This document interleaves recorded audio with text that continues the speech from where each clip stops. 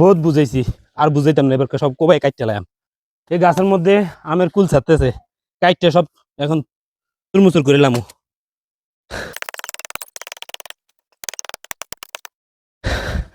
কাটাকাটির যেই কথা কইছি এটি হলে সেই কাটা। এই গাছ কাটুম না, গাছের গোড়ায় মাটি কাটবো, কারণ এটার গোড়া এখন সবসময় সার মশলা দিতে হইব, পানি দিতে হইব। তার কারণ হচ্ছে গাছে ফুল ছাড়ছে, আমের ফুল ছাড়ছে, এগুলো আটকাইবার জন্য গাছের যত্নের দরকার আছে।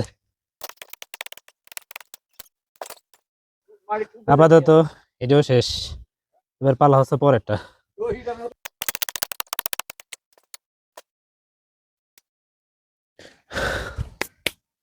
প্রতিটা শীতকালীন সময় এসে প্রতিটা গাছের গোড়ায় যদি একটু পানির ব্যবস্থা না করে দেয়, তাহলে দেখা গেছে গাছে যে ফুল ছাড়ে ফুলটি নষ্ট হয়ে যায়।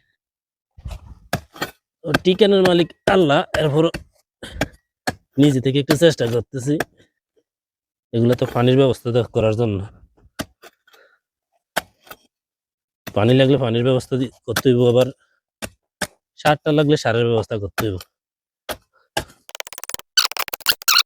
গাছের গোড়ায় হয়তো মাঝে মধ্যে একটু সার দিতে হইব, পানি দিতে হইব, এই জন্য ওই ব্যবস্থাটা করে দেওয়া। তো সম্পূর্ণ ভিডিও দেখবেন, দেখে আপনাদের মূল্যবান মতামতগুলো কমেন্টের মাধ্যমে জানাবেন। আদৌ কি আপনারাও কি আপনাদের এই দিকে এরকম করেন কি না। এটা হচ্ছে আম গাছ। আমার সবচেয়ে স্পেশাল একটা গাছ আছে কমলা গাছ, যেটা অলরেডি ফুল ছেড়ে দিছে। আর কমলাগুলো খুব মিষ্টি, দেশি কমলা কিন্তু সচরাচর মিষ্টি হয় না, আমাদের এটা খুব মিষ্টি হয়। ওইটা তো করব, দেখবো, দেখতে থাকেন।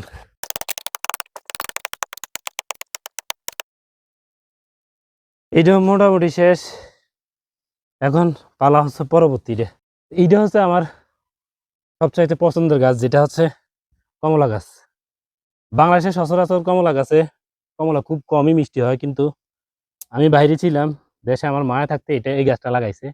এটা তো অলরেডি ফুল ছেড়ে দিছে, এটা তো একই ভাবে চতুর্পাশে গর্ত করব, সেটাও দেখেন, এবং এই গাছে যে ফুল আসছে সেটাও আমি আপনাদের দেখাবো।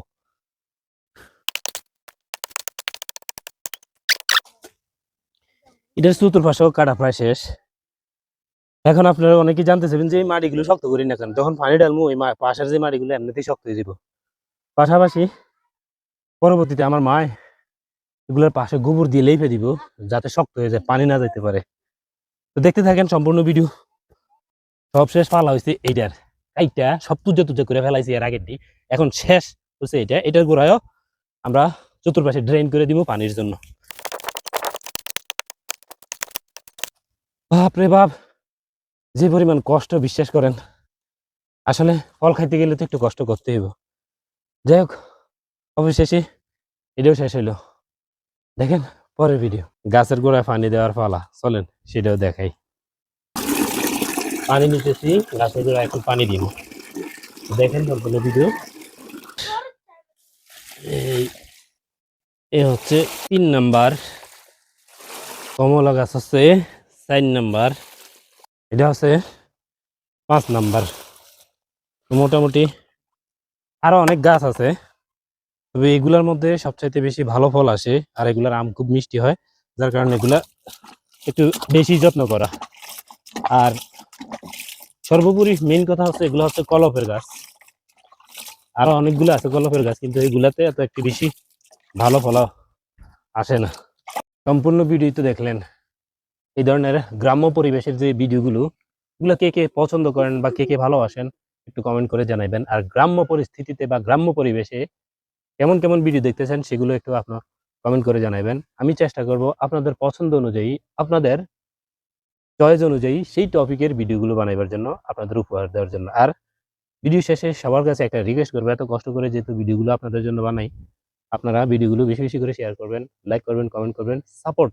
সবশেষে সবচাইতে বড় জিনিস আপনাদের সাপোর্ট, অনেক বেশি আশাবাদী আমি। ভালো থাকবেন, সুস্থ থাকবেন, আল্লাহ হাফেজ।